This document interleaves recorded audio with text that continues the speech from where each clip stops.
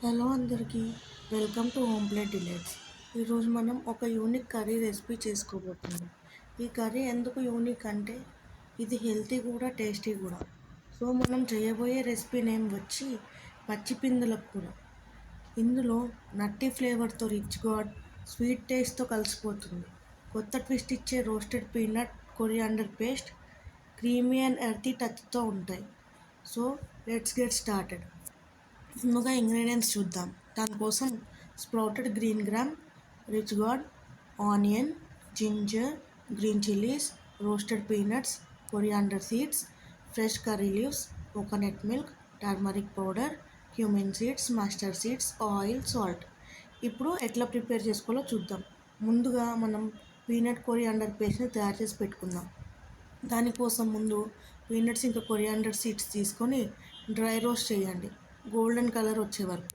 తర్వాత కొంచెం వాటర్ వేసుకొని స్మూత్ పేస్ట్గా గ్రైండ్ చేసి పక్కన పెట్టుకోండి. ఇప్పుడు పేస్ట్ ప్రిపేర్ చేసుకుందాం. ప్యాన్లో ఆయిల్ పెట్టి mustard seeds, cumin seeds add చేయండి. కొంచెం చిట్లాక కర్రీ లీవ్స్, ఆనియన్స్, గ్రీన్ చిల్లీస్ని యాడ్ చేయండి.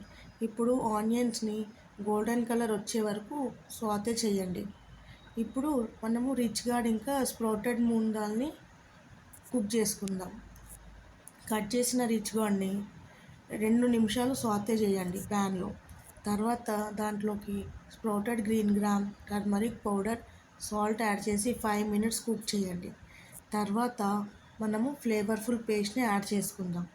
ఇప్పుడు రోస్ట్ చేసిన పీనట్ కొరియాండర్ పేస్ట్ని కర్రీ లీవ్స్లో యాడ్ చేయండి. మిక్స్ చేసి కోకోనట్ మిల్క్ వేయండి. 5 మినిట్స్ సిమ్మర్ చేయండి.